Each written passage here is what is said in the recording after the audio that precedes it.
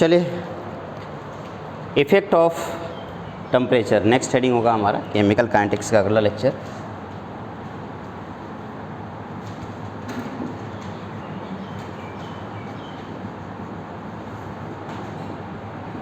जब हम रिएक्शन के रेट के बारे में डिस्कशन कर रहे थे तो रिएक्शन के रेट पे कॉन्सेंट्रेशन का इफ़ेक्ट, टेम्परेचर का इफ़ेक्ट और प्रेशर के इफ़ेक्ट के बारे में मैंने बात की थी। तो कॉन्सेंट्रेशन के इफ़ेक्ट में हमने जितनी भी चीज़ें अभी तक कर रखी हैं वो सब कॉन्सेंट्रेशन का इफ़ेक्ट था, जिसमें हमने देखा कॉन्सेंट्रेशन चेंज करने पे रेट ऑफ रिएक्शन पे क्या इफ़ेक्ट पड़ता है, और उसमें हम लोगों ने हाफ़ लाइफ भी देख लिया कि हाफ़ लाइफ का क्या इफ़ेक्ट पड़ता है। और अब हम डिस्कस करने वाले हैं इफ़ेक्ट ऑफ टेम्परेचर का। टेम्परेचर का इफ़ेक्ट जानने से पहले मैं आपको एक बार वापस से याद दिला देता हूँ। हमारे पास दो टाइप के रिएक्शन हुआ करते थे, एक्जोथर्मिक रिएक्शन और एंडोथर्मिक रिएक्शन। अगर रिएक्शन एक्जोथर्मिक है, सपोज दैट मैं ऐसे कुछ लिख देता हूँ फॉर एक्जोथर्मिक रिएक्शन,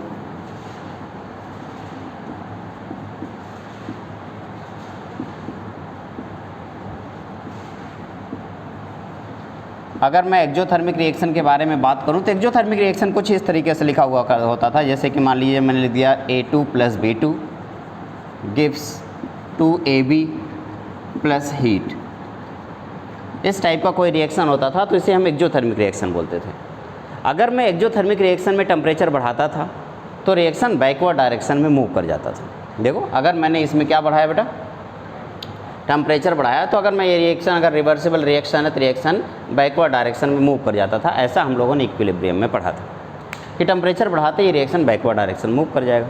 लेकिन सवाल ये है कि यहाँ पे हमें रिएक्शन को इक्विलिब्रियम में नहीं रखना है, इक्विलिब्रियम में नहीं रखना, यानी कि ये सिर्फ एक सिंगल डायरेक्शन में मूव कर रहा है। अगर ये रिएक्शन एक सिंगल डायरेक्शन मूव कर रहा और अब आकर आपने इस पर टेम्परेचर बढ़ाया तो जो रिएक्शन से प्रोडक्ट बन रहा है, इस प्रोडक्ट में एक प्रोडक्ट आपका कौन हीट भी है। तो अगर आपने हीट बढ़ा दिया तो रिएक्शन का जो रेट है, जो स्पीड है, वो धीरे धीरे कम होता चला जाएगा। लेकिन मान लीजिए अगर ये प्रोसेस एक्जोथर्मिक के बजाय एंडोथर्मिक होता तो क्या होता। फॉर एंडोथर्मिक रिएक्शन,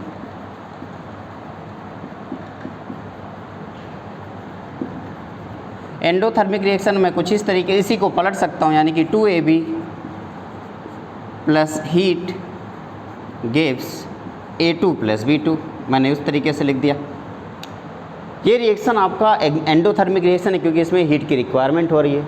ऊपर वाला रिएक्शन आपका एक्जोथर्मिक रिएक्शन है क्योंकि उसमें हीट रिलीज हो रहा है। जब हीट रिलीज हो रहा है और वापस से आप हीट दे रहे हो तो रिएक्शन का रेट कम हो जाएगा, और जब हीट की रिक्वायरमेंट हो रही है और आप हीट दे रहे हो तो रिएक्शन का रेट बढ़ जाएगा। तो अगर मैं आपसे कहूँ फॉर एक्जोथर्मिक रिएक्शन तो आप सिंपली लिख सकते हैं rate of reaction this is directly proportional to inversely proportional to temperature.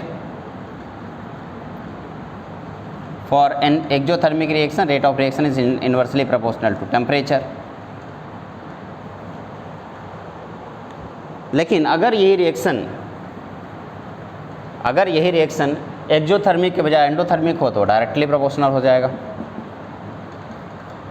तो rate of reaction is inversely proportional to temperature, और इस रिएक्शन के लिए मैं लिखूं तो rate of reaction is directly proportional to temperature. अगर आप टेम्परेचर बढ़ाएंगे तो रिएक्शन का रेट बढ़ता चला जाएगा। किसके लिए बेटा? एंडोथर्मिक रिएक्शन के लिए। और अगर आप टेम्परेचर बढ़ाएंगे तो रिएक्शन का रेट कम होता चला जाएगा। किसके लिए? एक्जोथर्मिक रिएक्शन के लिए।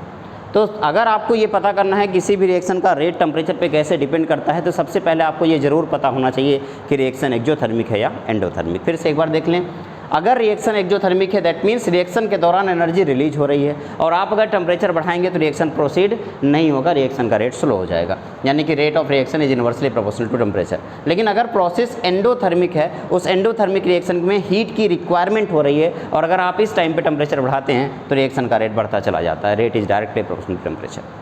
अगर मैं इसका ग्राफ बनाऊँ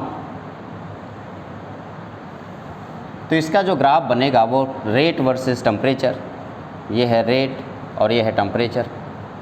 अगर रेट वर्सेस टेम्परेचर बढ़ाऊँ, पहला है इन्वर्सली प्रोपोर्शनल, यानी कि जैसे जैसे टेम्परेचर बढ़ाओगे रिएक्शन का रेट कम होता चला जाएगा, और दूसरा है डायरेक्टली प्रोपोर्शनल, यानी कि जैसे जैसे आप टेम्परेचर बढ़ाओगे रिएक्शन का रेट बढ़ता चला जाएगा। आप इसे अपनी कॉपी में नोट कर लीजिए एक बार। रिएक्शन का रेट टेम्परेचर के ऊपर डिपेंड कर रहा है। जैसे जैसे टेम्परेचर आप चेंज करेंगे रिएक्शन का रेट चेंज होता चला जाएगा, रिएक्शन का रेट बढ़ेगा। अगर अगर आपने टेम्परेचर को बढ़ाया है तो रिएक्शन का रेट बढ़ेगा, समझ जाना प्रोसेस एंडोथर्मिक है। और अगर आपने टेम्परेचर बढ़ाया और रिएक्शन का रेट घट रहा है तो समझ लेना कि प्रोसेस एक्सोथर्मिक है। इसको अपनी कॉपी में नोट करेंगे। फिर जाकर के रेट कांस्टेंट का टेम्परेचर से रिलेशन देखने की हम कोशिश करेंगे। ये तो रहा रेट की बात जो टेम्परेचर की हमने रिलेट किया। अब हम रेट कांस्टेंट को टेम्परेचर से रिलेट करने वाले हैं। इसको आर्हेनियस नाम के साइंटिस्ट ने सबसे पहले बताया था, इसलिए यहाँ पे आर्हेनियस इक्वेशन की बात करेंगे।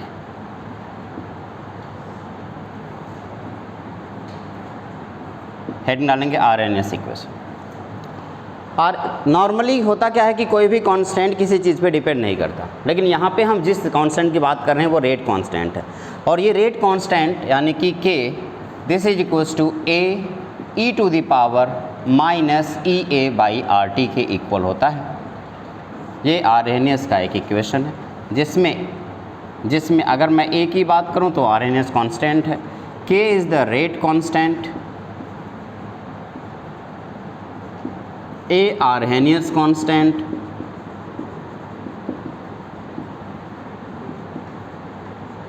ई ए इज एक्टिवेशन एनर्जी,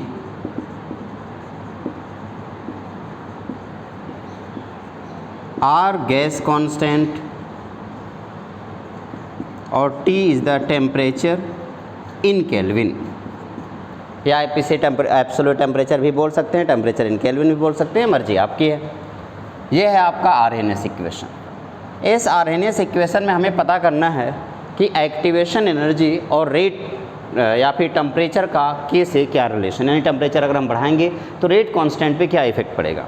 इस बात को पता करने के लिए एक काम करते हैं, दोनों तरफ इस आर्हेनियस इक्वेशन में दोनों तरफ एल ले लेते हैं। एल यानी कि ई टू द पावर यानी कि natural log, taking natural log on both side.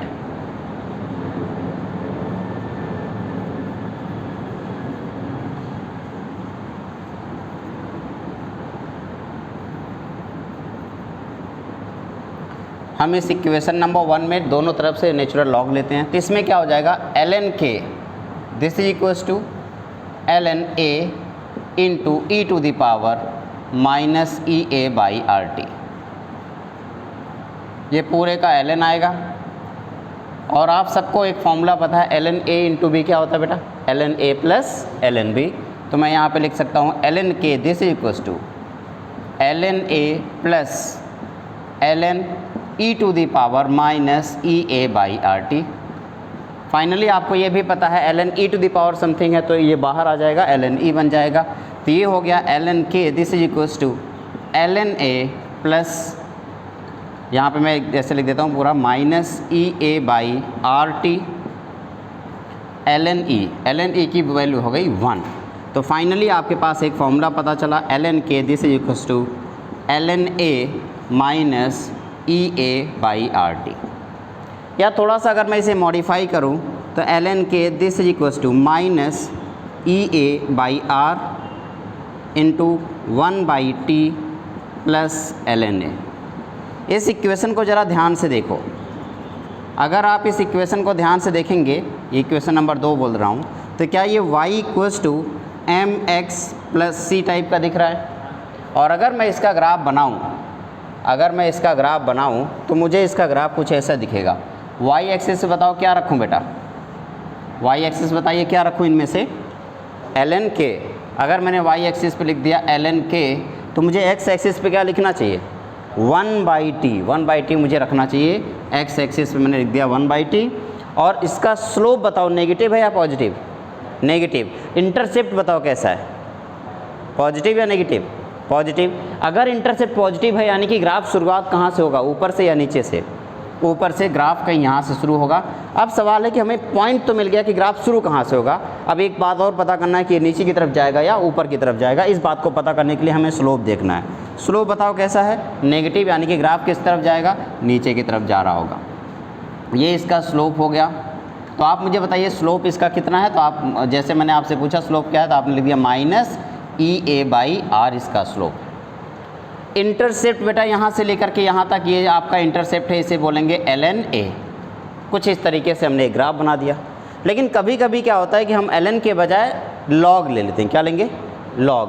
तो अगर मैं यहाँ पे ln a के बजाय लॉग लूँ, लेकिन अभी फ़िलहाल के लिए लॉग ले लें तो ठीक है। बताओ ln a की जगह मुझे क्या लिखना पड़ेगा? 2.303 लॉग के, यही तो लिखना पड़ेगा। ln a की जगह मैंने लॉग ले लिया। Minus equals to minus EA/r into 1/t। इसकी जगह क्या लिखूँ? 2.303 प्लस 2.303 लॉग a। क्या ऐसा सही रहेगा? अब यहाँ पे 2.303 दिख रहा है, यहाँ पे भी 2.303 दिख रहा है, तो क्या मैं 2.303 से डिवाइड कर सकता हूँ पूरे इक्वेशन को? और अगर ऐसा मैंने कर दिया, मैंने 2.303 से पूरे इक्वेशन को डिवाइड कर दिया, तो यहाँ पे भी 2.303 आ गया, यहाँ पे भी 2.303 आ गया। तो ये इसने इसको मार दिया, इसने इसको मार दिया। क्या बात क्लियर हो गई? तो मैं इसको डायरेक्ट नहीं लिख रहा हूँ, बल्कि नेक्स्ट स्टेप में लिख दे रहा हूँ। मैंने अभी आपको समझा दिया, अब आप नेक्स्ट स्टेप लिख दें। 2.303 यहाँ पे है 2.303। अब मैंने 2.303 से डिवाइड किया, तो इधर बचा है लॉग के। This equals to minus EA/2.303r into 1/t plus log a।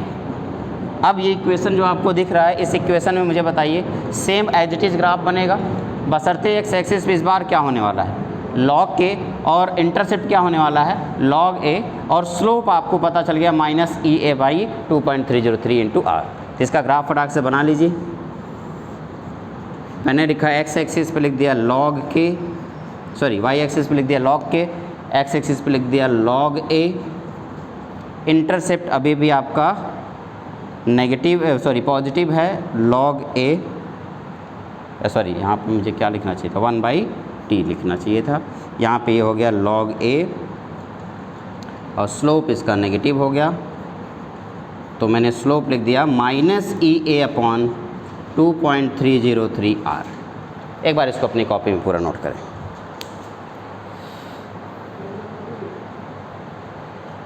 ये जो अभी अभी आपने देखा है वो टेम्परेचर का के साथ क्या रिलेशन है, इस बात का पता करना है। तो सोचो अगर मैं आपसे बताऊं कि टेम्परेचर मैंने बढ़ा दिया, तो नॉर्मली क्या होता है कि अगर आप 10 डिग्री टेम्परेचर बढ़ाते हैं तो रेट कांस्टेंट डबल हो जाता है। इस पॉइंट को नोट कर लेंगे। In general if we increase temperature by 10 degree, in general if we increase temperature by 10 degree, rate constant will be doubled। Generally अगर मैं रेट टेम्परेचर को 10 डिग्री बढ़ाता हूँ तो रेट कांस्टेंट डबल हो जाएगा।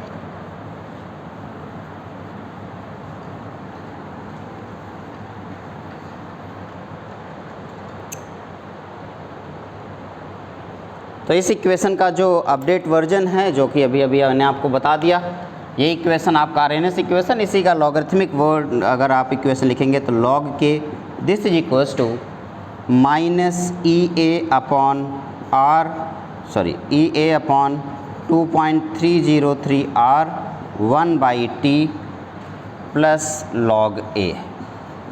सोचो अगर मैं आपसे कहता कि भैया मैं अलग अलग दो टेम्परेचर लेता हूँ और उस पर मुझे K1 K2 की वैल्यू पता करनी है। इफ़ मैं इसको भी रेज कर देता हूँ ताकि क्लियर रहे पूरा बोर्ड।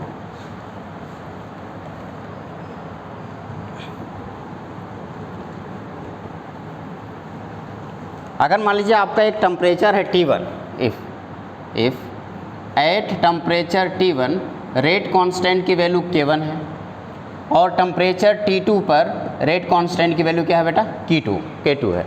तो अगर T2 पर K2 है, T1 पे K1 है, तो इस वैल्यू को इस वाले वैल्यू को अगर मुझे लिखना है तो मुझे लिखना पड़ेगा log K1 this is equals to minus EA/2.303 RT1 plus log A में कोई चेंजमेंट नहीं आएगा, फिर सिर्फ टेम्परेचर बदलेगा। ये इक्वेशन नंबर अगर मैं कौन सा बोलूँ बेटा, कौन सा इक्वेशन है? तीसरा। ये इक्वेशन नंबर 3 में बोल देता हूँ। अगर मैं यहाँ पे लिखूँ फिर log K2 this is equals to minus EA/2.303 RT2 plus log A, ये इक्वेशन नंबर 4। मैं इस इक्वेशन नंबर 4 को इक्वेशन नंबर 3 से डिवाइड कर देता हूँ। तो equation number 4 divided by equation number 3 अगर मैं कर देता हूँ तो मुझे मिलेगा क्या, log k2 divided by log k1, या फिर मैं ऐसे लिख देता हूँ, डिवाइड ना करके मैं सबट्रैक्ट करके देख लेता हूँ एक बार। अगर मैं इक्वेशन नंबर 4 में से इक्वेशन नंबर 3 को सबट्रैक्ट करता हूँ तो मुझे मिलेगा क्या, log k2 minus log k1, this is equals to, जरा इधर बताओ क्या मिलेगा बेटा, माइनस EA अपॉन 2.303 RT2 और माइनस माइनस क्या हो जाएगा, प्लस EA अपॉन 2.303 RT1 और यहाँ पे आ गया प्लस log A और माइनस log A। मैंने इक्वेशन नंबर 4 में से इक्वेशन नंबर 3 को डिवाइड कर सबट्रैक्ट कर दिया तो इसने इसको मार दिया। फाइनली ज़रा मुझे यहाँ पे बताओ log k2 minus log k1 की वैल्यू क्या आएगी, log A माइनस B की वैल्यू क्या होती है बेटा, log A बाई B। तो क्या लिख दूँ, log k2 by k1, this is equals to, यहाँ पे ज़रा मुझे बताओ क्या कोई चीज़ कॉमन हो सकती है, हाँ क्या, EA अपॉन 2.303 R मैंने कॉमन कर लिया, EA अपॉन 2.303 R मैंने कॉमन कर लिया, बचा क्या, यहाँ पे क्या बचा 1/T2 और यहाँ पे क्या बचा 1/T1। तो मैंने देखा 1/T1 माइनस 1/T2 मुझे बचा हुआ नज़र आ रहा है। क्या यहाँ तक क्लियर हो गया? तो इसको थोड़ा सा मॉडिफाई कर लूँगा तो मुझे मिलेगा log k2 by k1 this is equals to EA upon 2.303 R। अब ज़रा इसको ऐसे लिखें तो यहाँ पे लिख सकता हूँ T1 T2 और यहाँ पे क्या लिखूँगा बेटा, T2 minus T1। This is the final formula, this is the relation between temperature and rate constant. अगर टेम्परेचर और रेट कांस्टेंट के बीच में रिलेशन पता करना है तो ये रहा।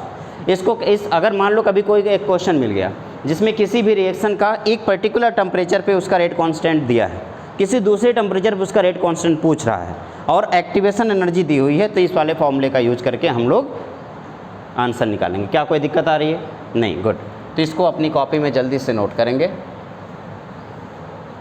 अब एक बात थोड़ा सा समझना ज़रूरी है कि इन सब में हमने यूज क्या किया बेटा, एक्टिवेशन एनर्जी। तो हमें पता करना होगा कि आखिर ये एक्टिवेशन एनर्जी होती क्या है। इस बात को पता करने के लिए अगला हमारा टॉपिक होगा एक्टिवेशन एनर्जी।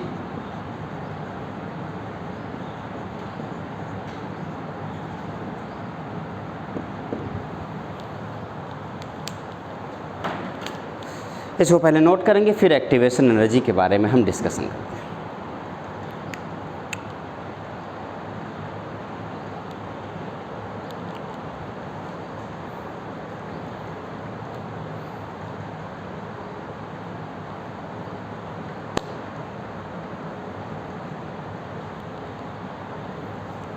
सबसे ज़्यादा ज़रूरी कौन सा इक्वेशन है? ये वाला equation k equals to AE⁻ minus EA by RT। ये जो इक्वेशन है, इसी इक्वेशन के बेस पे हम लोगों ने ये इक्वेशन निकाला है, log k equals to minus EA upon 2.303 R 1/T log A। इस दोनों इक्वेशन को याद रखेंगे बेटा। और ये वाला जो फाइनल इक्वेशन है, ये इक्वेशन तो टेम्परेचर और k के बीच में रिलेशन बताता है, जबकि ये अलग अलग टेम्परेचर पे अलग अलग k की वैल्यू क्या होगी ये बता रहा है।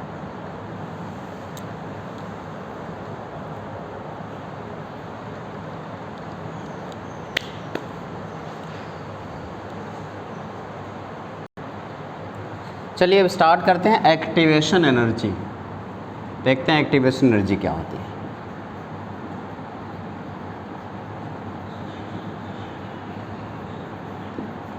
देखो बेटा, हमारे पास दो टाइप के रिएक्शन थे। मैंने अभी अभी आपको बताया कि एक एक्जोथर्मिक रिएक्शन और एक एंडोथर्मिक रिएक्शन। और इसको दोनों रिएक्शन को एक एक करके डिटेल में डिस्कस करते हैं। मान लीजिए सबसे पहले आपके पास एक रिएक्शन था जिसमें हमने रिएक्टेंट R लिया था और ये प्रोडक्ट बना रहा था, प्रोडक्ट, और साथ ही साथ वो हीट रिलीज कर रहा था। तो बताओ ये प्रोसेस एक्जोथर्मिक है एंडोथर्मिक? ये प्रोसेस आपने कहा सर एक्जोथर्मिक है। इस रिएक्शन के लिए मैं एक ग्राफ तैयार कर रहा हूँ, ध्यान से देखना।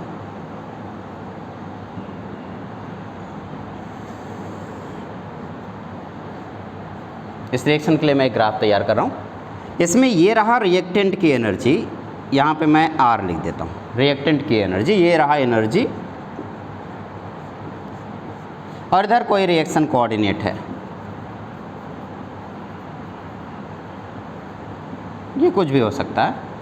तो हुआ क्या कि जब R के पास, यानी कि जब दो रिएक्टेंट आपस में एक दूसरे के पास आने लगते हैं तो रिएक्टेंट की एनर्जी बढ़ती है। तो एनर्जी बढ़ती गई बढ़ती गई बढ़ती गई। ये थोड़ा सा मैं इसे स्ट्रेट बना देता हूँ। तो रिएक्शन की एनर्जी क्या होती गई, बढ़ती गई बढ़ती गई बढ़ती गई बढ़ती गई, और एक आया कॉम्प्लेक्स, इसे बोलते हैं इंटरमीडिएट, और उसके बाद अचानक से उसकी एनर्जी बहुत तेज़ी से डाउन होती है, कुछ इस तरीके से। अगर मैं आपसे कहूँ कि ये जो एनर्जी है तो आप कौन सी एनर्जी बोलेंगे? क्या ये रिएक्टेंट की एनर्जी है? अगर मैं इस रिएक्टेंट की एनर्जी को लिख दूँ EA तो क्या गलत होगा? नहीं, मैं एनर्जी ऑफ रिएक्टेंट लिख देता हूँ, ठीक है। या मैं चलो HA लिख देता हूँ, HR लिख देता हूँ, रिएक्टेंट ऑफ की एनर्जी। और ये जो एनर्जी है ये कौन सी एनर्जी होगी बेटा? ये कौन सी एनर्जी हुई? प्रोडक्ट की एनर्जी। यहाँ पे रहा प्रोडक्ट, और ये एनर्जी है आपकी HP। तो मुझे कोई बताएगा इन दोनों में गैप जो होगा, ये गैप डेल्टा H जो रिएक्शन का एंथैल्पी होगा वो किसकी बराबर होगा बेटा? HP माइनस HR के, यानी कि प्रोडक्ट माइनस रिएक्टेंट की जो एंथैल्पी होती है वही रिएक्शन एंथैल्पी कहलाती है। अब यहाँ पे क्या लगता है, प्रोडक्ट की एंथैल्पी ज़्यादा है या रिएक्टेंट की एंथैल्पी ज़्यादा है? रिएक्टेंट की एंथैल्पी ये है, प्रोडक्ट की एंथैल्पी है। बताओ किसकी एंथैल्पी ज़्यादा दिख रही है? रिएक्टेंट की एंथैल्पी और एनर्जी दोनों सेम है, उसमें कोई चिंता करने वाली बात नहीं है। तो आप कहेंगे कि सर ये रिएक्टेंट की एंथैल्पी है, ये प्रोडक्ट की एंथैल्पी है, तो कौन ज़्यादा है? रिएक्टेंट की एंथैल्पी। तो अगर मैं आपसे कहूँ कि भैया HP की जो वैल्यू है, HP की value this is less than HR, तो बेटा डेल्टा H की जो वैल्यू आएगी वो क्या आएगी? पॉजिटिव या नेगेटिव? नेगेटिव आएगी। और आप सबको पता है अगर डेल्टा H की वैल्यू नेगेटिव आती है तो प्रोसेस कैसा होता है बेटा? एक्जोथर्मिक।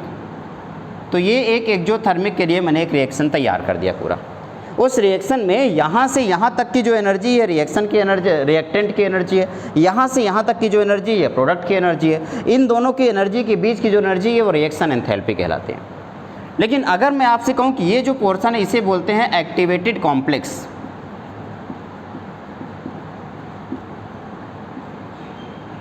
या इसे इंटरमीडिएट भी बोल सकते हो।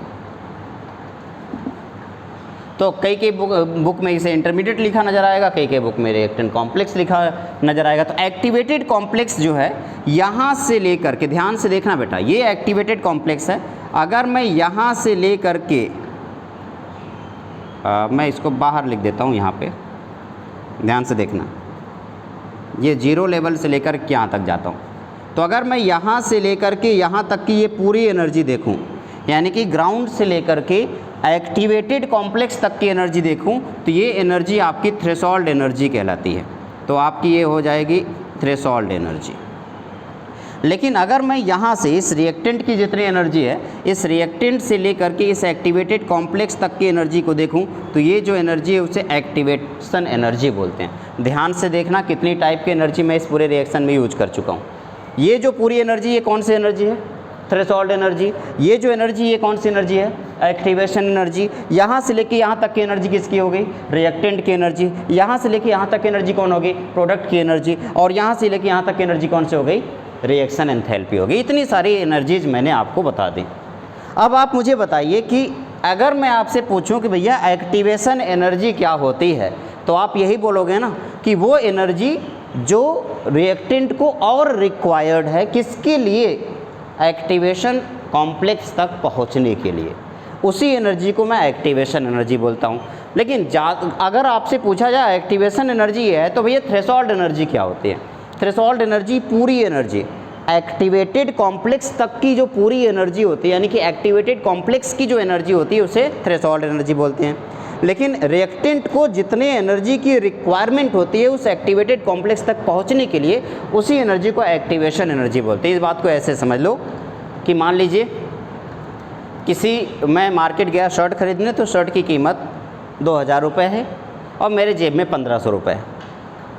अब मेरे जेब में 1500 रुपये है और 2000 की शर्ट चाहिए, तो मुझे कितने रुपए की और की रिक्वायरमेंट है? 500 रुपये की रिक्वायरमेंट है। तो वो जो 500 रुपये है ना, वो एक्टिवेशन एनर्जी हो गई। लेकिन टोटल जो 2000 है वो क्या है, वो थ्रेशोल्ड एनर्जी है। थ्रेशोल्ड एनर्जी का मतलब उस शर्ट की पूरी कीमत कितनी है, 2000 रुपये, वो थ्रेशोल्ड एनर्जी है। हम मेरे पास कितना है, 1500 रुपये, रिक्वायरमेंट कितने की है, 2000, तो वो एक्टिवेशन एनर्जी। क्या यहाँ तक कोई दिक्कत है? अब सोचो सेम यही एनर्जी या सेम यही चीज़ मैं बदल करके कुछ इस तरीके से लिख दूँ, ये कौन सा एनर्जी हुआ बेटा, एक्जोथर्मिक हुआ। लेकिन अगर सेम चीज़ें मैं एंडोथर्मिक के लिए लिख दूँ, फॉर एंडोथर्मिक, यही रिएक्शन बदल देता हूँ, मैं लिख देता हूँ प्रोडक्ट प्लस हीट। मैं यहाँ पे ऐसे इस प्रोडक्ट को P लिखता हूँ क्योंकि प्रोडक्ट यहाँ पे P है, तो मैं लिख देता हूँ P plus heat, this is gives क्या होगा बेटा, R। मैंने रिएक्शन को बस क्या कर दिया, पलट दिया। अब मैंने रिएक्शन को पलट दिया तो क्या पूरा का पूरा ग्राफ नहीं पलट जाएगा, पूरा का पूरा ग्राफ पलट जाएगा। बताओ, R की एनर्जी ये है और P की एनर्जी है, तो इस बार P की एनर्जी कितनी है, ये, तो यहाँ से एक्टिवेशन एनर्जी जो कॉम्प्लेक्स है वो तो उतना ही रहेगा जितना है।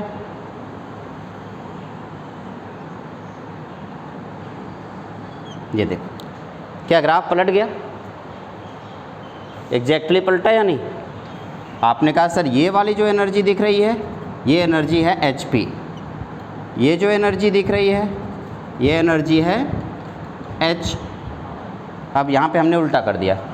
अब इसमें रिएक्टेंट कौन है, ये HP है और ये क्या है, HR। अब तो इसमें जो ये है रिएक्टेंट, ये है रिएक्टेंट, और ये क्या है बेटा, प्रोडक्ट। और इस वाले रिएक्शन में ये क्या हो गया, रिएक्टेंट, और ये क्या हो गया, प्रोडक्ट। ठीक है, कोई दिक्कत? अब आप मुझे बताइए, अगर मुझे डेल्टा R की डेल्टा H की वैल्यू चाहिए तो क्या इस बार डेल्टा H पॉजिटिव हुआ या नेगेटिव हुआ? पॉजिटिव हुआ। पिछली बार डेल्टा H क्या था, नेगेटिव। इस बार डेल्टा H क्या हो गया, क्यों? क्योंकि डेल्टा H की वैल्यू होती है प्रोडक्ट माइनस रिएक्टेंट। यहाँ पे इस बार P क्या है, रिएक्टेंट, R क्या है, प्रोडक्ट। यानी कि मुझे डेल्टा H की जो वैल्यू मिलेगी इस बार, वो डेल्टा H की वैल्यू आ जाएगी HR माइनस HP। क्या कोई दिक्कत है? डन है। तो इस केस में आपने कहा कि भैया यहाँ से यहाँ तक जो डेल्टा H की जो वैल्यू है वो ग्रेटर देन 0 हो गई, तो इसका मतलब प्रोसेस क्या हो गया, एंडोथर्मिक। अब फिर से बताओ, यहाँ से लेकर के ये जो एक्टिवेटेड कॉम्प्लेक्स है,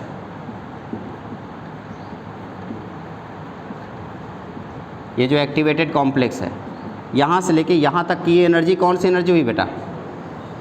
आपने कहा sir threshold energy.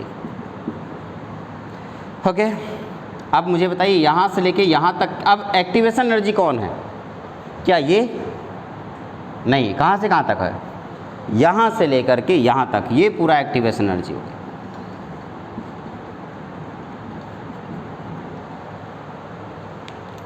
Same graph है, सेम रिएक्शन है, बस रिएक्शन को पलटते ही थ्रेशोल्ड एनर्जी वही रहेगी, लेकिन क्या बदल जाएगा, एक्टिवेशन एनर्जी बदल जाएगी। अभी भी डेल्टा H की वैल्यू वही रहेगी, अमाउंट सेम रहेगा, लेकिन साइन अलग होगा। यहाँ पे डेल्टा H नेगेटिव है, यहाँ पे डेल्टा H पॉजिटिव है, अमाउंट वही है, साइन चेंज हो गया। यहाँ पे एक्टिवेशन एनर्जी सिर्फ बदल रही है। जब मैं बात कर रहा हूँ एक्जोथर्मिक प्रोसेस के केस में, तो एक्जोथर्मिक प्रोसेस के केस में अपनी एक एक्टिवेशन एनर्जी है, एंडोथर्मिक प्रोसेस के केस में अपनी एक एक्टिवेशन एनर्जी है। क्या लगता है कि इसमें एक्टिवेशन एनर्जी ज़्यादा है, एक्जो में या एंडो में? एंडोथर्मिक में एक्टिवेशन एनर्जी ज़्यादा होगी। अगर किसी एंडोथर्मिक रिएक्शन को पलटोगे तो बन जाएगा एक्जोथर्मिक रिएक्शन, तो एक्टिवेशन एनर्जी कम हो जाएगी। किसी एक्जोथर्मिक रिएक्शन को पलट करके एंडोथर्मिक रिएक्शन में बदल दोगे तो एक्टिवेशन एनर्जी चेंज हो जाएगी। तो इस दौरान, इन पूरे के दौरान मैंने आपको जितनी भी एनर्जी बताई है, मेरे ख्याल से अब तक आपको सारी एनर्जी क्लियर हो गई होगी। अब अपनी कॉपी में फटाफट नोट कर लीजिए। सबसे पहले हेडिंग डालिए एक्टिवेशन एनर्जी और लिखिए इसमें more energy required, more energy required, more energy required to the formation of activated complex, more energy required to the formation of activated complex by reactant, by reactant called activation energy.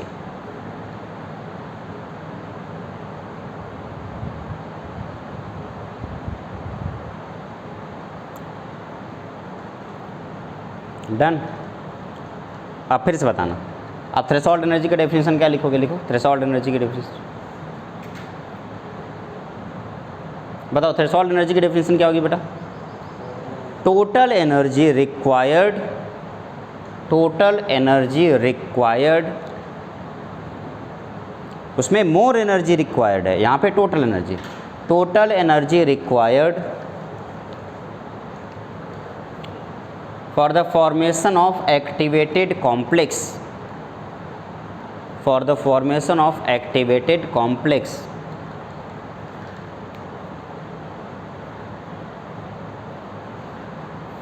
for the formation of activated complex called threshold energy।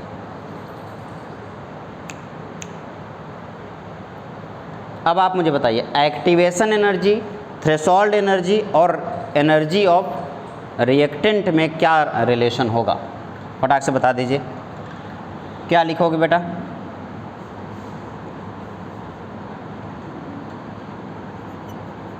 Energy of reactant plus activation energy, this is equals to threshold energy.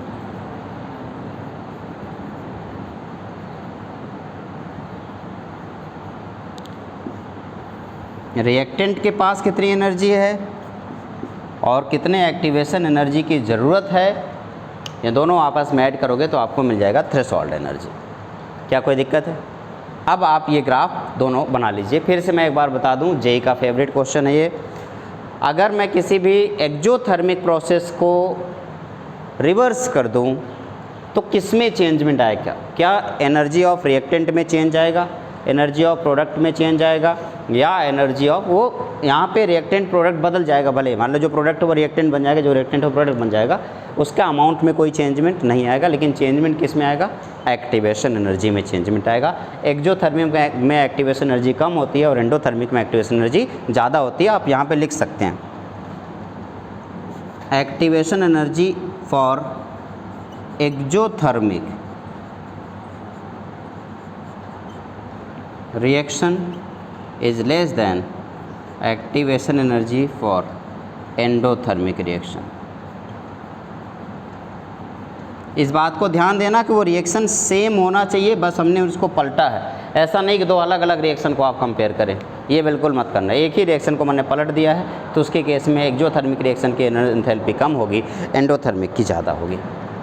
इसको अपनी copy में note करेंगे, फिर जा कर के हम आगे बढ़ते हैं।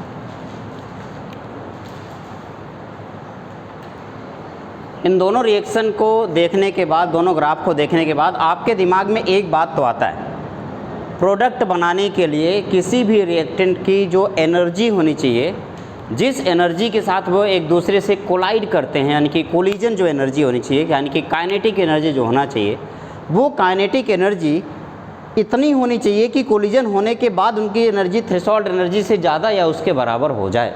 क्योंकि अगर वो एक्टिवेटेड कॉम्प्लेक्स तक नहीं पहुंचेंगे तो प्रोडक्ट की तरफ नहीं आ सकते हैं, वापस चले जाएंगे।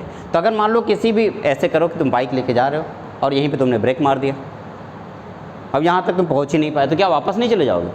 तो अगर कोई भी रिएक्टेंट आपस में कोलाइड करके प्रोडक्ट बनाने की कोशिश कर रहा है तो कोलाइड करते समय उनकी जो काइनेटिक एनर्जी होनी चाहिए ना बेटा, वो काइनेटिक एनर्जी एक्टिवेटेड कॉम्प्लेक्स के बराबर होना चाहिए। अगर नहीं हुआ तो काम नहीं बनने वाला। तो देखो, टेम्परेचर बढ़ाने पे आखिर किसी भी रिएक्शन का रेट कैसे बढ़ता है, इस बात का पता लगाना है। तो अगर हमने टेम्परेचर बढ़ा दिया तो टेम्परेचर बढ़ाने पर, जैसे हमने टेम्परेचर बढ़ाया, टेम्परेचर बढ़ाने पे किसी भी मॉलिक्यूल की एक्टिवेशन एनर्जी बढ़ जाती है। अब एक्टिवेशन एनर्जी बढ़ी, एक्टिवेशन एनर्जी, काइनेटिक एनर्जी बढ़ जाती है। एक्टिवेशन एनर्जी सेम रहती है, उसमें कोई चेंज नहीं होता, काइनेटिक एनर्जी बढ़ जाती है। अब जब काइनेटिक एनर्जी बढ़ गई तो काइनेटिक एनर्जी बढ़ते बढ़ते बढ़ते बढ़ते उसकी काइनेटिक एनर्जी इतनी बढ़ जाए कि वो एक्टिवेशन एनर्जी को क्रॉस कर जाए, और जब उसकी काइनेटिक एनर्जी एक्टिवेशन एनर्जी को क्रॉस करेगी तो हम लोग देखेंगे कि वो प्रोडक्ट की तरफ फॉर्म कर गया। तो अगर हमने टेम्परेचर बढ़ाया तो टेम्परेचर बढ़ाने से जाने अनजाने में रिएक्शन की काइनेटिक एनर्जी बढ़ जाती है और काइनेटिक एनर्जी बढ़ने से प्रोडक्ट बढ़ जाता है। क्या बात क्लियर हो गई? ओके, एक बार इसको चेक करेंगे, लिखेंगे ऑन इंक्रीजिंग टेम्परेचर, अगर मैं टेम्परेचर बढ़ा रहा हूँ, on increasing temperature the rate of reaction will also increases, on increasing temperature the rate of reaction will also increases, on increasing temperature the rate of reaction will also increases।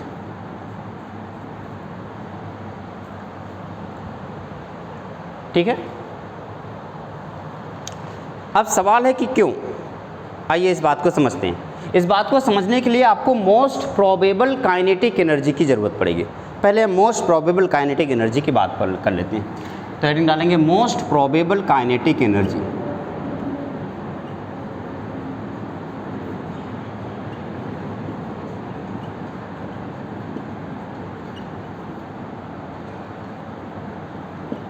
Most probable kinetic energy देखो क्या होता है। इसको ऐसे कर सकते हैं, मान लीजिए क्लासरूम में 50 बच्चे हैं और सबका केमिस्ट्री का पेपर हुआ, 100 नंबर का पेपर, तो क्या सबके सब 100 नंबर ले आएंगे? ऐसा पॉसिबल नहीं है। उसमें से 10 बच्चे हैं जो फेल हो जाएंगे, 5 बच्चे हैं जो 100 में से 100 लाएंगे, 20 बच्चे हैं जो 60 नंबर लाएंगे। ठीक है, 20 और लगभग 15 बच्चे हैं जो 90 नंबर लेके आएंगे। तो क्या लगता है कि अगर कोई टीचर आया क्लासरूम में और उसने रैंडमली, मैं फिर से एक बार बता दे रहा हूँ, क्लासरूम में टोटल कितने स्टूडेंट हैं बेटा? 50 स्टूडेंट हैं। उस 50 स्टूडेंट में से 20 स्टूडेंट ने 60 मार्क्स आउट ऑफ 100 गेन किया है।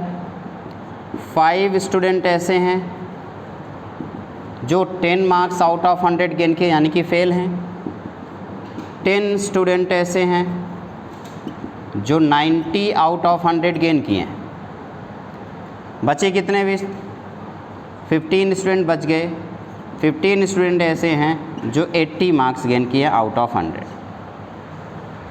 मान लो 100 के कोई नहीं पाया। अब अगर कोई रैंडम कोई टीचर आता है या प्रिंसिपल आते हैं और क्लास में पूछते हैं, किसी एक बच्चे से खड़ा करके ये पूछते हैं कि बेटा तुम्हारे केमिस्ट्री में कितने नंबर हैं, तो क्या लगता है सबसे कौन सा ऐसा मार्क्स है जो आने के चांसेस सबसे ज़्यादा है?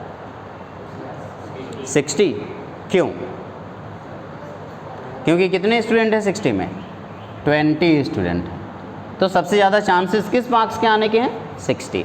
तो वो जो 60 मार्क्स है ना, वो मोस्ट प्रोबेबल मार्क्स है। सोचो, इसी तरीके से आपके पास 1 लाख मॉलिक्यूल हैं। उस 1 लाख मॉलिक्यूल में क्या हर एक मॉलिक्यूल की काइनेटिक एनर्जी सेम होगी? नहीं, अलग अलग मॉलिक्यूल की काइनेटिक एनर्जी अलग अलग होगी। तो अगर आपसे पूछा जाए मोस्ट प्रोबेबल काइनेटिक एनर्जी बताओ, तो क्या बताओगे? मोस्ट प्रोबेबल काइनेटिक एनर्जी अगर आपसे पूछ लिया जाए तो आप क्या बताओगे? वो एनर्जी जो ज़्यादातर मॉलिक्यूल कंटेन किए हुए हैं। तो लिखेंगे मोस्ट प्रोबेबल काइनेटिक एनर्जी, और इसमें लिखेंगे the kinetic energy contained by maximum number of molecule. Kinetic energy contained by maximum number of molecule is known as most probable kinetic energy.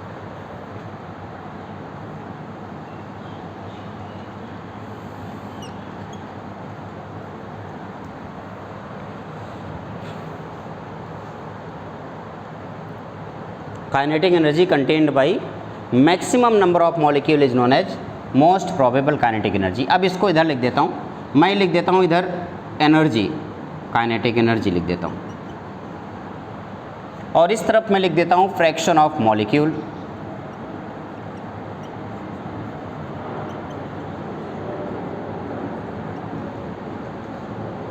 Zero number वाले molecule ऐसे हैं जो zero kinetic energy रखते हैं, यानी कि कोई भी ऐसा मॉलिक्यूल नहीं जिसकी काइनेटिक एनर्जी क्या हो? जीरो हो। तो जीरो काइनेटिक एनर्जी रखने वाले मॉलिक्यूल जीरो हैं। काइनेटिक एनर्जी बढ़ाते जा रहे हैं, बढ़ाते जा रहे हैं, बढ़ाते जा रहे हैं, और एक टाइम ऐसा आएगा कि मैक्सिमम होगा और फिर ऐसे कम होते चला जाएगा।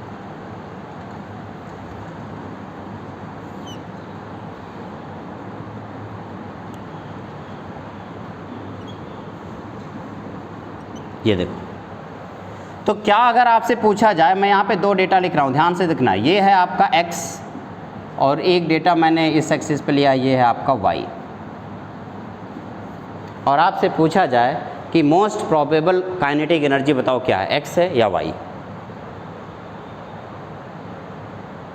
सोच के बताओ, मोस्ट प्रोबेबल काइनेटिक एनर्जी क्या है, x या y? x। चोटी देख करके मत समझ लेना, ये फ्रैक्शन ऑफ मॉलिक्यूल है और ये काइनेटिक, यानी कि इतने मॉलिक्यूल हैं। वो जो 20 स्टूडेंट थे ना, वो 20 मोस्ट प्रोबेबल मार्क्स था क्या? नहीं, मोस्ट प्रोबेबल मार्क्स क्या था? 60। क्यों? क्योंकि 20 स्टूडेंट, ज़्यादातर स्टूडेंट ने 60 मार्क्स गेन किया था। यहाँ पर इतने मॉलिक्यूल हैं जिसने कितना वो काइनेटिक एनर्जी गेन किया है? y। तो इसका जो काइनेटिक एनर्जी है ये y है, तो इसे बोलेंगे मोस्ट प्रोबेबल काइनेटिक एनर्जी। ये जो काइनेटिक एनर्जी है बेटा, ये है आपका मोस्ट प्रोबेबल काइनेटिक एनर्जी।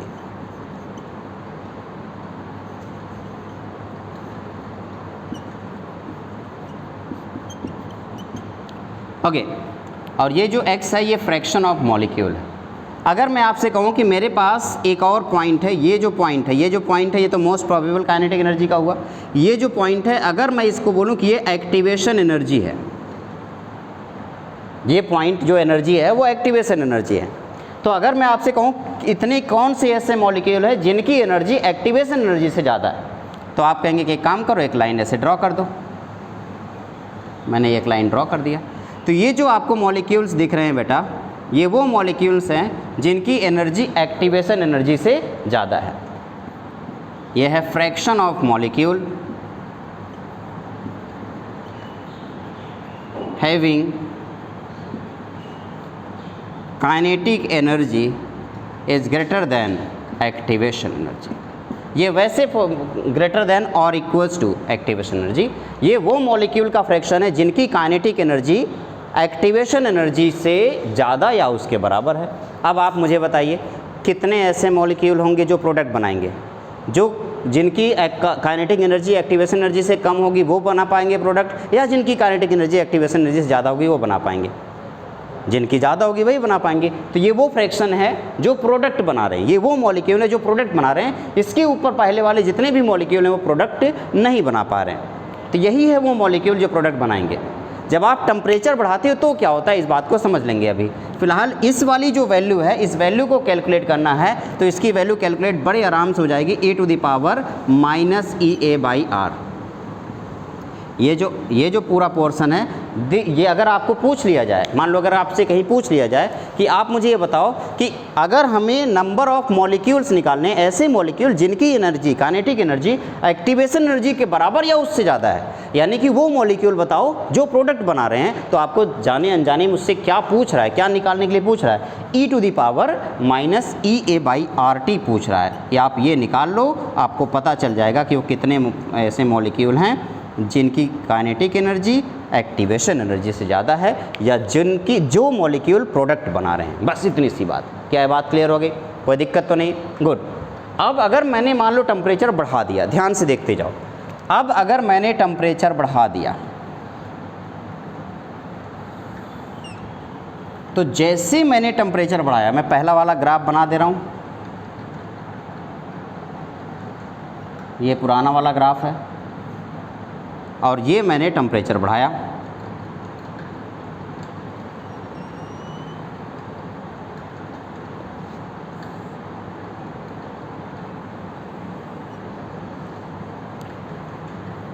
थोड़ा सा और ऊपर ही दिखा देता हूँ।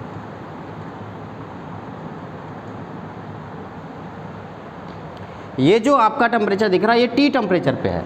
इसका टेम्परेचर कितना है? T degree Celsius. और इसका कितना हो गया? T+10 degree Celsius. मैंने 10 डिग्री बढ़ा दिया। आप चाहे केल्विन में लिख सकते हो, आपकी मर्जी। अगर केल्विन में, आप केल्विन में ले लो। ये कैपिटल T है, ये कैपिटल T+10 डिग्री। हुआ क्या होगा? फिर से वही सेम चीज़ें हैं। मैं फिर से बताओ, क्या इस बार इसका एक्टिवेशन एनर्जी, पहले वाले का जो मोस्ट प्रोबेबल एनर्जी ये थी, इस वाले की मोस्ट प्रोबेबल काइनेटिक एनर्जी थोड़ी सी शिफ्ट होगी, लेकिन एक्टिवेशन एनर्जी, मैं अगर बोलूँ कि ये जो पॉइंट है वो कुछ और नहीं बल्कि एक्टिवेशन एनर्जी है, और इस ग्राफ को मुझे समझना है ध्यान से। तो पहले मुझे बताओ कितने मॉलिक्यूल थे, पहले इतने मॉलिक्यूल थे जो प्रोडक्ट बना रहे थे, अभी कितना मॉलिक्यूल और ऐड हो गए, ये ऊपर वाले ये मॉलिक्यूल जो दिख रहे हैं ये इतने मॉलिक्यूल और एक्स्ट्रा ऐड हो गए जो कि प्रोडक्ट बनाने लगे। तो बताओ क्या टेम्परेचर हमने 10 डिग्री बढ़ा दिया तो क्या number of fraction of molecule जिनकी एक्टिवेशन एनर्जी काइनेटिक एनर्जी से ज़्यादा है, क्या वो प्रोडक्ट बनाने लगे या नहीं? तो आपने कहा हाँ बनाने लगे। तो जैसे जैसे हमने टेम्परेचर बढ़ाया, टेम्परेचर बढ़ाने से मॉलिक्यूल की एक्टिवेशन एनर्जी जो है, जो मॉलिक्यूल की काइनेटिक एनर्जी थी वो काइनेटिक एनर्जी एक्टिवेशन एनर्जी से बढ़ गई, जिसकी वजह से प्रोडक्ट बनाने लगी। तो ये हो गया additional fraction of molecule, additional fraction of molecule having kinetic energy is greater और इक्वल्स टू एक्टिवेशन एनर्जी। फिर से एक बार मुझे बताइए, क्या टेम्परेचर बढ़ाने से आपको कोई फ़ायदा हुआ? टेम्परेचर बढ़ाने से बेसिकली हुआ क्या? टेम्परेचर बढ़ाने से मॉलिक्यूल के अंदर खलबली मची और मॉलिक्यूल ने अपनी एनर्जी बढ़ा दी, काइनेटिक एनर्जी बढ़ा दी। अब काइनेटिक एनर्जी बढ़ने से ज़्यादातर मॉलिक्यूल ऐसे मिल गए जिनकी काइनेटिक एनर्जी एक्टिवेशन एनर्जी को क्रॉस कर गई, और जब मॉलिक्यूल की काइनेटिक एनर्जी एक्टिवेशन एनर्जी को क्रॉस करेगी तो प्रोडक्ट बनाना शुरू कर देगा। पहले नॉर्मल टेम्परेचर पे 10 मॉलिक्यूल मान लो ऐसे थे जिनकी काइनेटिक एनर्जी एक्टिवेशन एनर्जी से ज़्यादा थी और वो प्रोडक्ट बना रहे थे, और उसके नीचे कुछ मॉलिक्यूल थे जिनकी काइनेटिक एनर्जी जो थी वो एक्टिवेशन एनर्जी से थोड़ी सी कम थी। आपने टेम्परेचर बढ़ाया, वो उनकी जो थोड़ी सी एनर्जी कम थी काइनेटिक एनर्जी, वो उसमें ऐड हुआ एनर्जी, एनर्जी के ऐड होने की वजह से उनकी काइनेटिक एनर्जी एक्टिवेशन एनर्जी को क्रॉस कर जाती है, जिसकी वजह से प्रोडक्ट बनना शुरू हो जाते हैं। क्या यह बात क्लियर होगी? कोई दिक्कत तो नहीं है? गुड। इस तरीके से हम लोगों ने टेम्परेचर बढ़ा के काइनेटिक एनर्जी को कैसे बढ़ाएं, या फिर कैसे हम टेम्परेचर बढ़ा के रिएक्शन के रेट को बढ़ाएं, ये बात हमें क्लियर होगी। आप एक बार इसको अपनी कॉपी में नोट करेंगे। उसके बाद इफ़ेक्ट ऑफ कैटलिस्ट देखेंगे। दो तरीके से हम रेट पे इफ़ेक्ट डाल सकते हैं। पहला, 3 तरीके से रेट पे इफ़ेक्ट डाल सकते थे। पहला इफ़ेक्ट क्या था बेटा? कंसंट्रेशन। दूसरा इफ़ेक्ट क्या हुआ? टेम्परेचर। और तीसरा इफ़ेक्ट क्या होने वाला है? कैटलिस्ट। चलो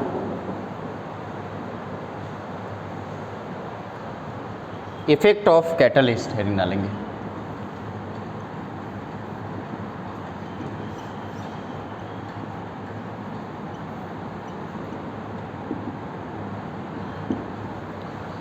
इस बात को ज़रा समझने की कोशिश करते हैं, कैटलिस्ट का इफ़ेक्ट। फिर से एक बार बता रहा हूँ, किसी भी रिएक्शन के रेट को अगर अल्टर करना है तो उसके 2 तरीके हैं। या तो एक्टिवेशन एनर्जी को सेम रखो और रिएक्शन की काइनेटिक एनर्जी को एक्टिवेशन एनर्जी से ज़्यादा कर दो, या रिएक्शन की काइनेटिक एनर्जी को सेम रखो बट एक्टिवेशन एनर्जी को ही कम कर दो। क्या ये बात क्लियर हो रही है? कोई दिक्कत तो नहीं है? क्लियर है ना बेटा? अभी एक बार फिर से देखना, मैंने अभी थोड़ी देर पहले एक ग्राफ बनाया था। मैंने एक ग्राफ जो बनाया था ये वाला, इसमें ये एनर्जी जो है, ये एनर्जी आपकी एक्टिवेशन एनर्जी है और ये टोटल रिएक्शन के काइनेटिक एनर्जी। इतने मॉलिक्यूल ऐसे हैं जो क्या बना रहे हैं? प्रोडक्ट बना रहे हैं। या तो कुछ ऐसा कर दो कि मॉलिक्यूल की जो काइनेटिक एनर्जी है वो एक्टिवेशन एनर्जी को क्रॉस कर जाए। अब इतने एनर्जी एक्टिवेशन एनर्जी को इतनी एनर्जी मॉलिक्यूल है जो क्रॉस कर गए। या हम क्या कर सकते हैं, दूसरा तरीका हमारा ये हो सकता है कि हम ये जो काइनेटिक एनर्जी एक्टिवेशन एनर्जी उसी को खिसका दें। अगर मैं इसको बढ़ाने के बजाय इसको एज इट इज ऐसे रहूं और ये एक्टिवेशन एनर्जी को ही कम कर दूं, तो क्या देखो फिर से फ्रैक्शन ऑफ मॉलिक्यूल बढ़ गए। तो 2 तरीके हैं किसी भी रिएक्शन के रेट को बढ़ाने के। या तो आप एक्टिवेशन एनर्जी को सेम रखो, मॉलिक्यूल की काइनेटिक एनर्जी बढ़ाओ, उसके लिए आपको टेम्परेचर बढ़ाना होगा। या तो आप मॉलिक्यूल की काइनेटिक एनर्जी को सेम रखो और एक्टिवेशन एनर्जी को ही कम कर दो, उसके लिए आपको क्या डालना होगा? कैटलिस्ट। ठीक है ना? चलो, इफ़ेक्ट ऑफ कैटलिस्ट जो इसका सेम काम है, बस ये एक्टिवेशन एनर्जी को कम करता है। लिखेंगे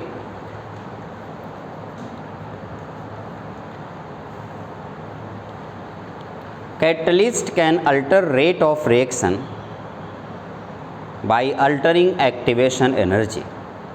catalyst can alter rate of reaction by altering activation energy. दो टाइप के कैटलिस्ट होगा, एक कैटलिस्ट पॉजिटिव कैटलिस्ट कहलाएगा और एक कैटलिस्ट नेगेटिव कैटलिस्ट कहलाएगा। पॉजिटिव कैटलिस्ट का काम होगा रेट ऑफ रिएक्शन को बढ़ाना और नेगेटिव कैटलिस्ट का काम होगा रेट ऑफ रिएक्शन को कम करना। एक एग्जाम्पल से समझ रहे हैं। क्या लिखा आपने? Catalyst can alter rate of reaction by altering activation energy.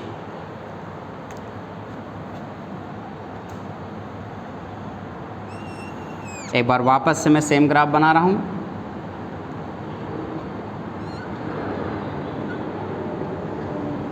मैंने एक एक्जोथर्मिक प्रोसेस बनाया। इस एक्जोथर्मिक प्रोसेस में मैंने ये लिखा रिएक्टेंट की एनर्जी HA HR, यह है HP, delta H this equals to HP minus HR and delta H is less than 0 और प्रोसेस आपका एक्जोथर्मिक है। इसमें ये जो एनर्जी है ये कौन सी एनर्जी हुआ? Activation energy. ये जो ग्राफ है वो बिना किसी एक कैटलिस्ट के डाले हैं, नॉर्मल विदाउट कैटलिस्ट। जैसे आप इसमें कैटलिस्ट डालते हो, कैटलिस्ट के डालते ये एक्टिवेशन एनर्जी को कम कर देता है, लेकिन इसके अलावा ये बाकी कोई भी चीज़ अल्टर नहीं करेगा। देखो प्रोडक्ट फाइनली वहीं पे जाकर मिल रहा है जहाँ पे मिलना चाहिए उसे। तो इस बार क्या एक्टिवेशन एनर्जी कम हो गई क्या? और इस एक्टिवेशन एनर्जी के कम होने की वजह से प्रोडक्ट क्या हो गया होगा? बढ़ गया होगा, क्योंकि एक्टिवेशन एनर्जी कम होगी तो प्रोडक्ट अपने आप बढ़ जाएगा। तो कैटलिस्ट का बेसिक सा काम होता है वो एक्टिवेशन एनर्जी को कम कर देता है। ये है विदाउट कैटलिस्ट, ये विदाउट कैटलिस्ट ग्राफ है और ये है विद कैटलिस्ट। लेकिन सोचो अगर मैं यही कैटलिस्ट पॉजिटिव, नॉर्मली हमारे सिलेबस में बस पॉजिटिव कैटलिस्ट है, लेकिन अगर मैं पॉजिटिव कैटलिस्ट के बजाय नेगेटिव कैटलिस्ट यूज करता तो वह एक्टिवेशन एनर्जी को बढ़ा देता और जिसकी वजह से रेट क्या हो जाता? स्लो हो जाता, डाउन हो जाता। क्या मेरी बात क्लियर हो रही है? गुड, इसको अपनी कॉपी में नोट करेंगे। हाँ, एक और बात, क्या एक्टिवेशन एनर्जी ने रिएक्टेंट की एनर्जी पे कोई इफेक्ट डाला? क्या एक्टिवेशन एनर्जी ने प्रोडक्ट की एनर्जी पे कोई इफेक्ट डाला? क्या उसने रिएक्शन की एंथैल्पी पे कोई इफेक्ट डाला? क्या उसने इक्विलिब्रियम कांस्टेंट पे कोई इफेक्ट डाला? नहीं, बिल्कुल भी नहीं। कैटलिस्ट कभी भी किसी भी चेंजेस पे इफेक्ट नहीं डालता, वो बस दो काम करता है, एक्टिवेशन एनर्जी कम करता है और जिसकी वजह से थ्रेशोल्ड एनर्जी अपने आप कम हो जाती है। लिखेंगे catalyst does not alter, catalyst does not alter reaction enthalpy, reaction enthalpy, reaction constant और इक्विलिब्रियम कांस्टेंट। ठीक, नेक्स्ट पॉइंट है it can only alter activation energy and threshold energy. It can only alter activation energy and threshold energy. It can only alter activation energy and threshold energy.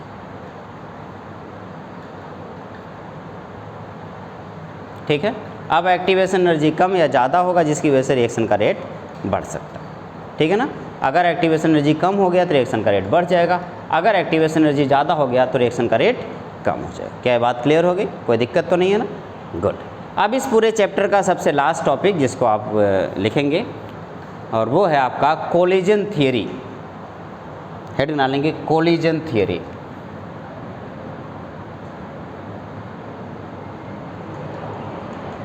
Collision theory of rate of reaction.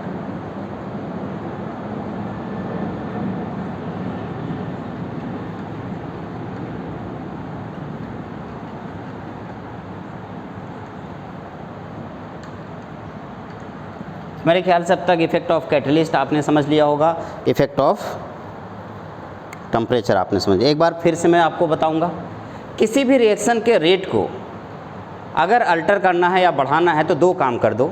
या तो activation energy को कम कर दो, उसके लिए आपको catalyst डालना होगा, या तो मॉलिक्यूल की काइनेटिक एनर्जी बढ़ा दो और एक्टिवेशन एनर्जी को सेम रखो, उसके लिए आपको टेम्परेचर बढ़ाना होगा। अगर आपने टेम्परेचर बढ़ा दिया तो टेम्परेचर बढ़ाने की वजह से मॉलिक्यूल की काइनेटिक एनर्जी एक्टिवेशन एनर्जी को क्रॉस कर जाती है, जिसकी वजह से रेट ऑफ रिएक्शन बढ़ जाता है। और अगर आप नहीं चाहते हैं टेम्परेचर बढ़ाना तो आप कैटलिस्ट डाल दो, जिसकी वजह से एक्टिवेशन एनर्जी ही कम हो जाएगी और मॉलिक्यूल की काइनेटिक एनर्जी अपने आप वो चेंज नहीं हो रही है, बट एक्टिवेशन एनर्जी के कम होने की वजह से नंबर ऑफ मॉलिक्यूल्स क्रॉस कर जाएंगे एक्टिवेशन एनर्जी को, जिससे प्रोडक्ट बढ़ जाएगा। क्या बात क्लियर हो गई? तो दो तरीके थे जिसकी वजह से आपने रिएक्शन का रेट बढ़ाया। अब सबसे आखिरी है collision theory of the rate of the reaction. किसी भी मॉलिक्यूल का या फिर किसी भी रिएक्शन के अंदर मॉलिक्यूल जब आपस में कोलाइड करते हैं, उस कोलिजन के दौरान जो प्रोडक्ट बनता है उसी थियरी को हम कोलिजन थियरी के बोलने वाले हैं। तो एक और बात, नॉर्मली हमें लगता है कि हमारे पास ए और बी दो रिएक्टेंट हैं और दोनों आपस में रिएक्शन करके प्रोडक्ट बनाते होंगे, लेकिन ऐसा नहीं है। मान लीजिए 1 लाख रिएक्टेंट है तो 1 लाख रिएक्टेंट एक साथ प्रोडक्ट नहीं बनाते हैं, उसमें से कुछ बनाएंगे और कुछ नहीं बनाएंगे। तो कैसे पता चलेगा कि कोई बनाएगा और कौन नहीं बनाएगा? इस बात को समझने के लिए आपको एक और बात समझनी पड़ेगी। मेरे ख्याल से मॉलिक्यूलैरिटीज़ मॉलिक्यूलैरिटी मैंने समझाई थी। मॉलिक्यूलैरिटी में मैंने आपको क्या बताया था कि मॉलिक्यूल्स आपस में आकर के कोलाइड करते हैं और प्रोडक्ट बनाते हैं, लेकिन मैंने उस टाइम पे आपको पूरी बातें नहीं बताई। मॉलिक्यूल आपस में कोलाइड करते थे, जितने मॉलिक्यूल आपस में कोलाइड करते हैं उसे मॉलिक्यूलैरिटी बोलते हैं, जिससे प्रोडक्ट बन रहा है उसे मॉलिक्यूलैरिटी बोलते हैं। लेकिन जब मॉलिक्यूल आपस में कोलाइड कर रहे हैं तो क्या हर एक कोलिजन से प्रोडक्ट बन रहा है? आप कहेंगे बिल्कुल भी नहीं। तो कुछ कोलिजन से प्रोडक्ट बनता है और कुछ कोलिजन से प्रोडक्ट नहीं बनता है। जिन कोलिजन से प्रोडक्ट बनता है उसको इफेक्टिव कोलिजन बोलते हैं और जिन कोलिजन से प्रोडक्ट नहीं बनता उसको नॉन इफेक्टिव कोलिजन बोलते हैं। लिखेंगे कोलिजन थियरी में सबसे पहले इफेक्टिव कोलिजन लिखेंगे।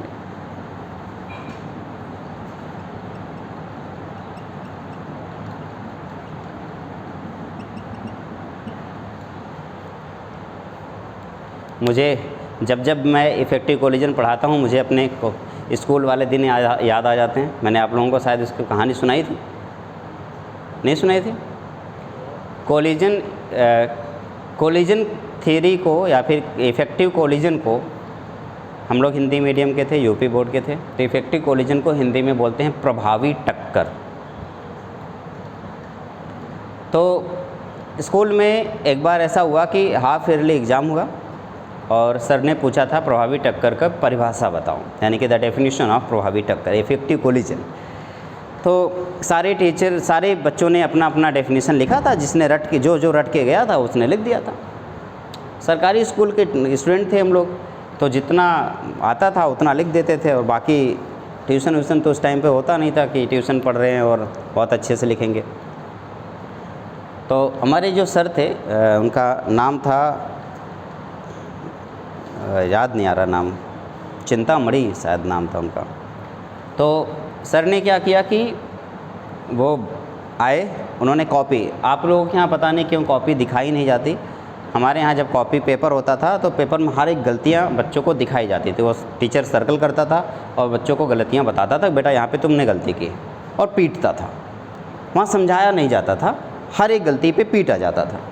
हर एक टीचर किसी भी तरीके से बच्चों को अपने क्लास में अच्छा नंबर, अपने सब्जेक्ट में अच्छा नंबर लाने की कोशिश करता था। उसके लिए बच्चे पिटते थे, हर एक टीचर से पिटते थे, क्योंकि हर एक टीचर चाहता है उसके सब्जेक्ट में अच्छे नंबर लाओ।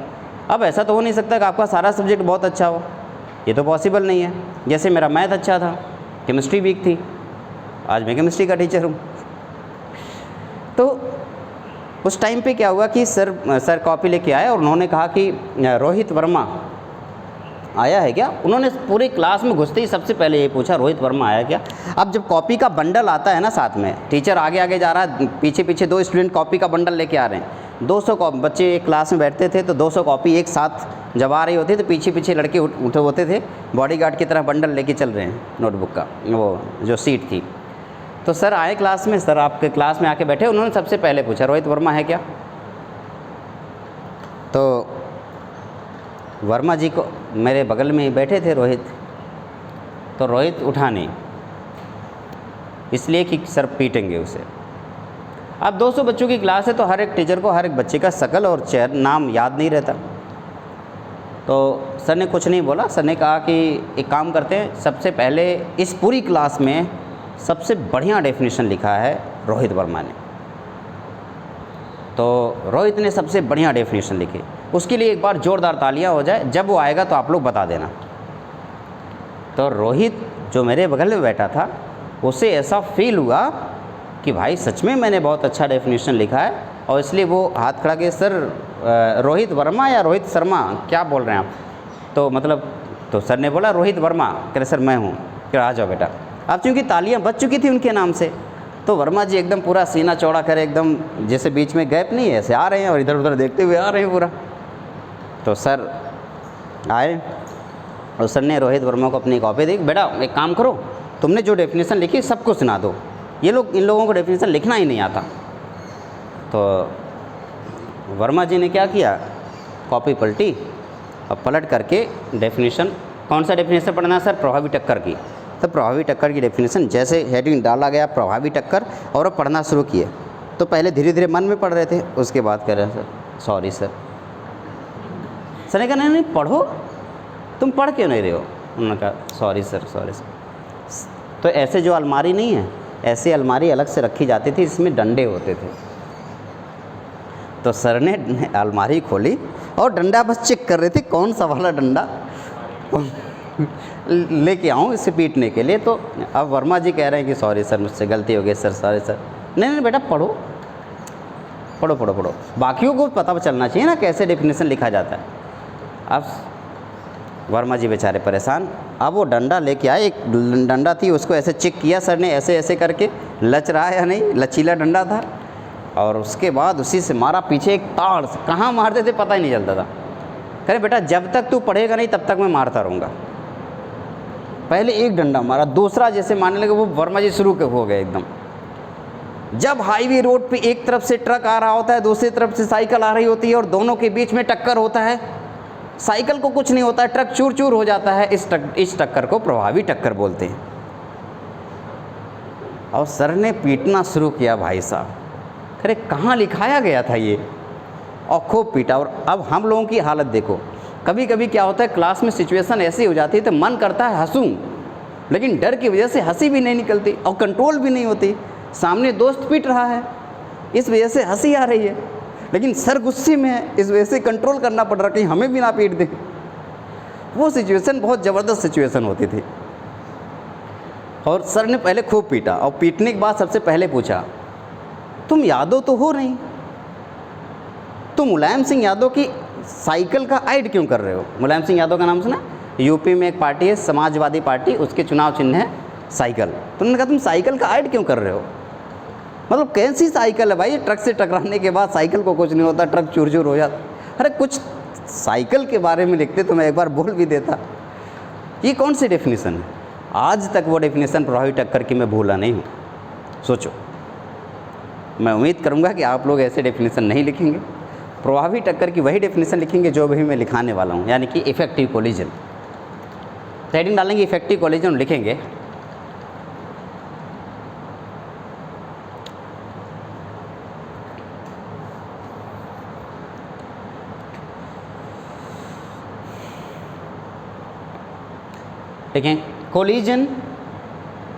Collision from which product will form.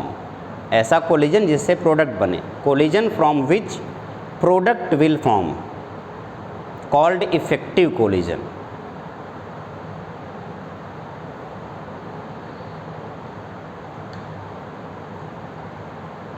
Next point, in effective collision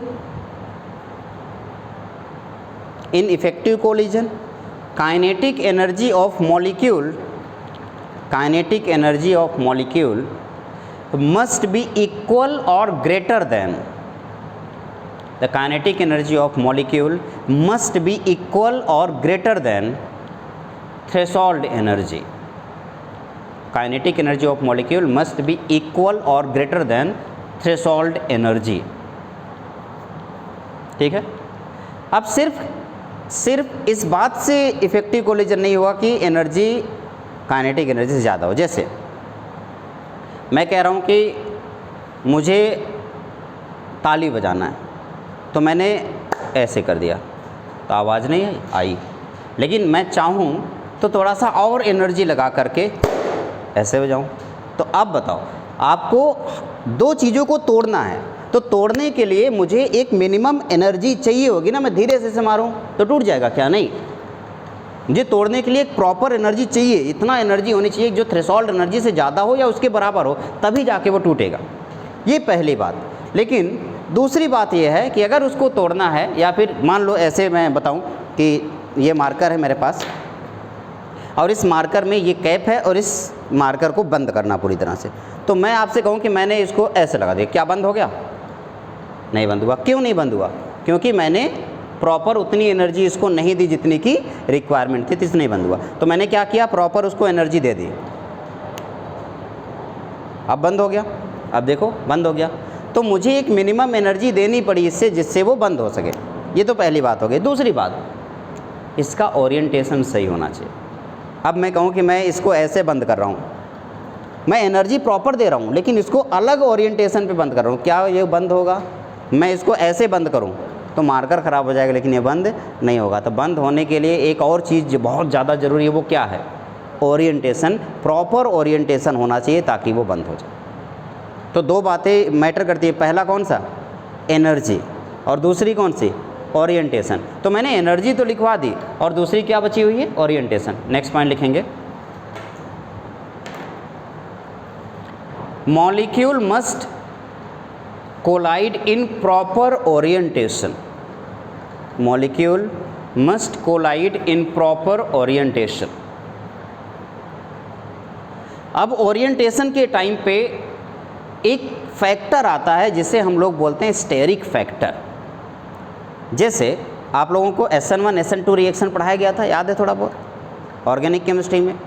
SN1 में अटैक फ्रंट साइड से होता था, जबकि SN2 में अटैक बैक साइड से होता था, याद आ रहा है?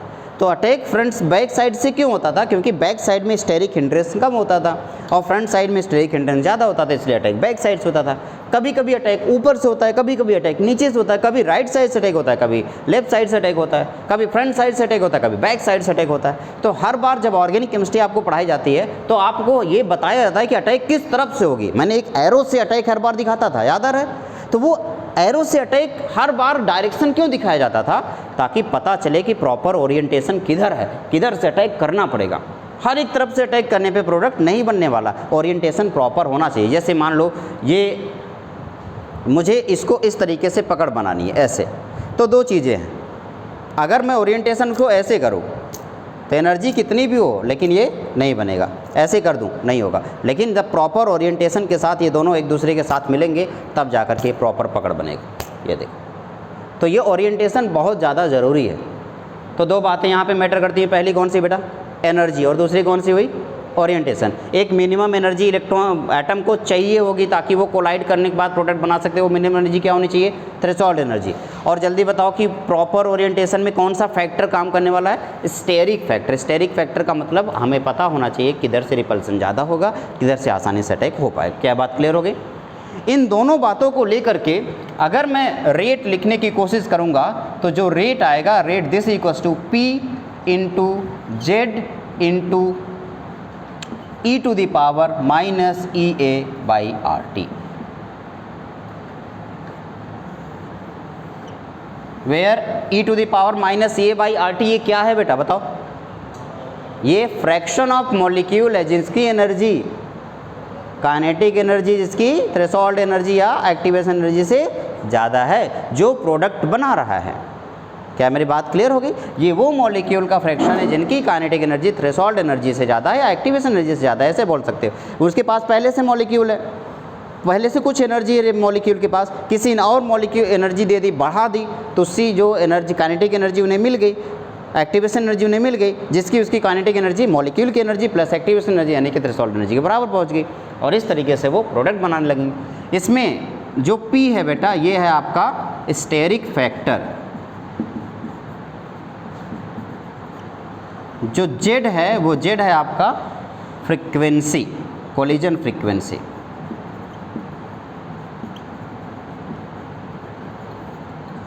तो z आपका कोलिजन फ्रीक्वेंसी और ये आपका स्टेरिक फैक्टर और e to the power minus EA/RT, this is the number of molecule form product, वो मॉलिक्यूल हैं जो प्रोडक्ट बना रहे हैं। ये आपका कोलिजन थियरी हो गया। क्या यहाँ तक कोई दिक्कत है किसी को? नहीं ना? तो आज के लेक्चर में हम लोगों ने क्या क्या डिस्कस किया एक बार फिर से बता देते हैं। सबसे पहले हम लोगों ने क्या डिस्कस किया कि टेम्परेचर का क्या इफ़ेक्ट पड़ेगा। फिर हमने क्या डिस्कस किया, कैटलिस्ट का क्या इफ़ेक्ट पड़ेगा, और फिर हमने डिस्कस किया कोलिजन थियरी क्या है। इसी के साथ ये पूरा का पूरा चैप्टर कंप्लीट होता है। ठीक है, आप इसे अपनी कॉपी में नोट करें।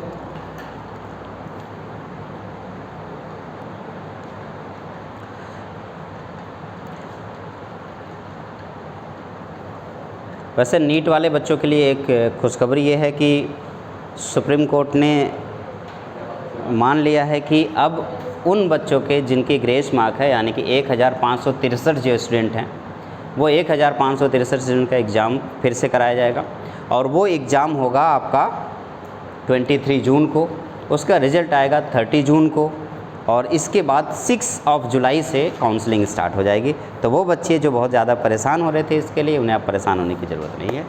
और आप लोग भी बहुत ज़्यादा परेशान हो रहे थे तो आपको भी परेशान होने की ज़रूरत नहीं। NTA सुनती है सबकी बातें।